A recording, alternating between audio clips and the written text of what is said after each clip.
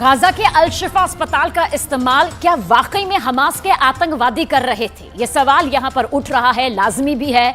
अस्पताल का आखिर पूरा सच है क्या? इस बारे में कुछ भी कह पाना बेहद मुश्किल है, क्योंकि गाजा पट्टी के अंदर फिलिस्तीन के पत्रकारों की लगातार मौत हो रही है। 45 से ज्यादा पत्रकार रिपोर्टिंग करते हुए अपनी जिम्मेदारी निभाते हुए मारे जा चुके हैं। गाजा से आ रही खबरों पर भी इस वक्त इजराइल का पहरा लगा हुआ है, लेकिन जो खबरें छन छन कर आ रही हैं वो बेहद खौफनाक और बेहद डरावनी हैं।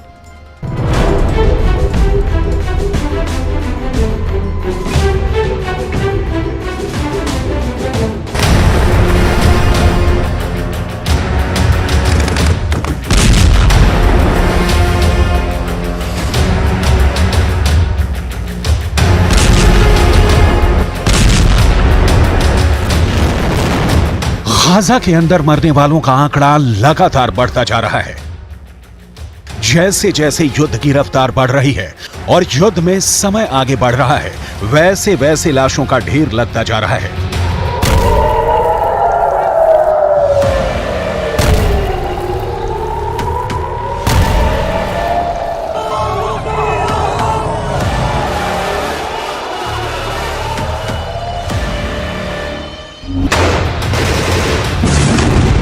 मौजूदा आंकड़े बता रहे हैं कि गाजा पट्टी के अंदर इजरायल के हमले में अब तक 13,000 से ज्यादा लोग मारे जा चुके हैं।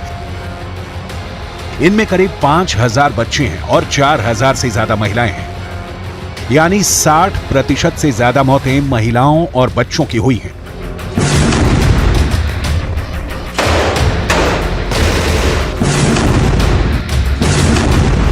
जैसे जैसे इन हमलों में मौतों को लेकर इजरायल पर दुनिया का दबाव बढ़ रहा है, वैसे वैसे इजरायल 7 अक्टूबर की दहशत भरी कहानियों को दुनिया के सामने पेश करके दोबारा 7 अक्टूबर जैसी सहानुभूति हासिल करने की पुरजोर कोशिश कर रहा है।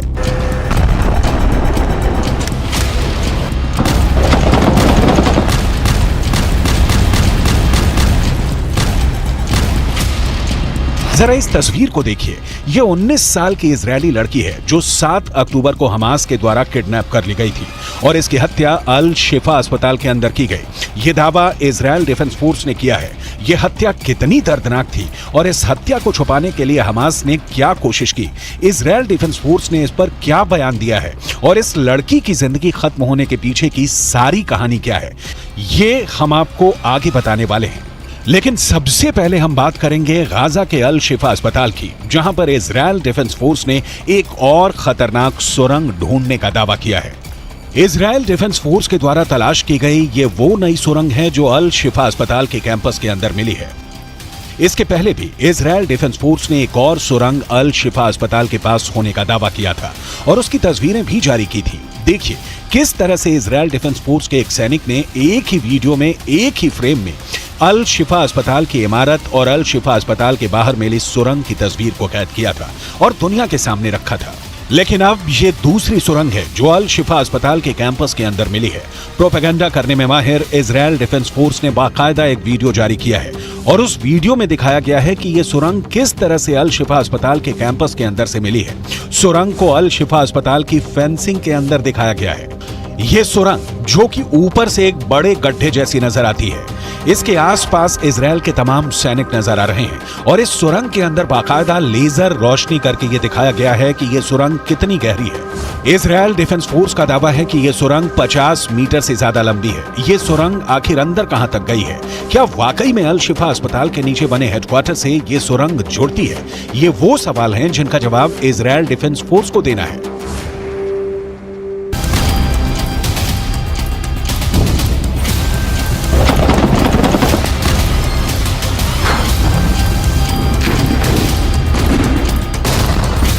जिस तरह से आईडीएफ ने सुरंग की तस्वीरें जारी की है, उससे एक बात तो साफ है कि जो दावा हमास और फिलिस्तीन की तरफ से किया गया था कि अल शिफा अस्पताल के अंदर कोई सुरंग नहीं है, वो दावा बिल्कुल गलत साबित हो रहा है। इसके अलावा एक डे केयर सेंटर की तस्वीर भी इजरायल डिफेंस फोर्स ने जारी की है और इस डे केयर सेंटर के अंदर, यानी वो जगह जहां पर बच्चे खेलते थे, यानी किंडरगार्टन, वहां से हथियार मिलने की तस्वीर भी इजरायल ने जारी की है। फिलहाल सबसे बड़ी बात यह है कि इजरायल डिफेंस फोर्स लगातार गाजा पट्टी के अस्पतालों, खासकर उत्तर गाजा के अस्पतालों पर अपना शिकंजा कसती जा रही है। फिलिस्तीन के एक अखबार में यह दावा किया गया है कि इजरायल ने ताजा हमला गाजा के इंडोनेशिया अस्पताल पर किया है। इस हमले में 8 लोगों की मौत का दावा किया जा रहा है और अल शिफा अस्पताल की तर्ज पर अब गाजा के इंडोनेशिया अस्पताल को भी घेर लिया गया है। शायद इजरायल डिफेंस फोर्स को इंडोनेशिया अस्पताल में भी हमास के मिलिट्री बेस होने का शक है। दूसरी तरफ गाजा के अल शिफा अस्पताल में 3 साल तक काम कर चुके ब्रिटेन के एक डॉक्टर ने फ्रांस 24 नाम के एक न्यूज चैनल को दिए इंटरव्यू में कई चौंकाने वाले दावे किए हैं। अल शिफा अस्पताल और हमास के सुरंग हेडक्वार्टर से जुड़े इन दावों पर बाद में बात करेंगे, लेकिन सबसे पहले बात करते हैं नोवा मार्कियानो की। ये तस्वीर नोवा मार्कियानो की है, जिसकी उम्र 19 साल थी और वो इजरायल डिफेंस फोर्स के अंदर एक महिला सैनिक थी। 7 अक्टूबर को नोवा मार्कियानो का अपहरण हमास के आतंकवादियों ने कर लिया। जिस ठिकाने पर नोवा को बंधक बनाकर रखा गया, वहीं पर 9 नवंबर को इजरायल डिफेंस फोर्स ने एक एयर स्ट्राइक की थी। उस एयर स्ट्राइक में नोवा को बंधक बनाने वाले आतंकवादी मारे गए थे। नोवा को भी चोट लगी थी, लेकिन नोवा की जान बचाई जा सकती थी। अब इजरायल डिफेंस फोर्स ने दावा किया है कि घायल अवस्था में नोआ को अल शिफा हॉस्पिटल के अंदर ले जाया गया था, लेकिन अल शिफा अस्पताल के अंदर ही नोआ की हत्या हमास के एक आतंकवादी के द्वारा कर दी गई थी। इजरायल के अखबार टाइम्स ऑफ इजरायल का दावा है कि नोआ की लाश अल शिफा अस्पताल के पास ही मिली है। Independent pathological report has determined Noah's injuries were not life-threatening. I repeat, Noah's injuries were not life-threatening. What happened to Noah? The world should ask what happened to Noah. According to the intelligence we have in our hand, a concrete intelligence, Hamas terrorists took Noah into Shifa Hospital, where she was murdered quickly. Hamas murdered Noah inside Shifa Hospital. Israel defence force ने लगभग 1 हफ्ते से अल शिफा अस्पताल पर कब्जा कर रखा है और वो अल शिफा अस्पताल की सीसीटीवी फुटेज को खंगाल रही है।